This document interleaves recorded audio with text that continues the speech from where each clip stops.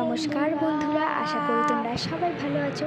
তো তোমরা যদি আগের মিনি ব্লগ দেখে থাকো তোমরা অবশ্যই জানো পুরী থেকে বাড়ি আসার পথে কিন্তু আমরা বন্দে ভারত এক্সপ্রেসে এসেছিলাম।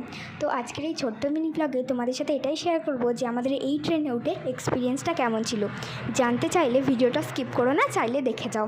তো প্রথমেই বলি, কিন্তু ট্রেনটা খুব নিট অ্যান্ড ক্লিন ছিল। লাঞ্চটা খুব একটা পছন্দ না হলেও ওদের পরিষেবাটা কিন্তু বেশ ভালো ছিল। সেই সময়টা কিন্তু ভিডিও করতে পারিনি, যখন ট্রেনটা ছাড়া মাত্রই একটা ওয়াটার বটল, মানে রেল নিট যেগুলো হয় তোমরা জানো নিশ্চয়ই, তার সঙ্গে কিন্তু নিউজ পেপার দিয়েছিল। আর দেখো ট্রেন থেকে ভিউটা কি সুন্দর লাগছে। যারা এখনও পর্যন্ত চড়েছো তারা নিশ্চয়ই জানো যে বন্দে ভারত থেকে বাইরের ভিউটা কত সুন্দর লাগে। তো চলো তোমাদের সাথে একটা লাঞ্চের ছোট্ট শর্ট শেয়ার করে দিই। তো তোমরা চাইলে কিন্তু সেই মিনি ব্লগটা দেখতে পারো, সেখানে খাবারের রিভিউ দিয়েছিলাম। এবার টাইম কিন্তু আফটারনুন স্ন্যাক্সের। তো ওখানে বলে দিই, একটা চপ মতো ছিল, খেতে মোটামুটি ভালো ছিল। আর একটা ম্যাঙ্গো জুস ছিল, ম্যাঙ্গো মানিয়া গোল্ড, লটি চকোপাই, আর একটা চিড়ে ভাজা, তার সঙ্গে কিন্তু সসও ছিল।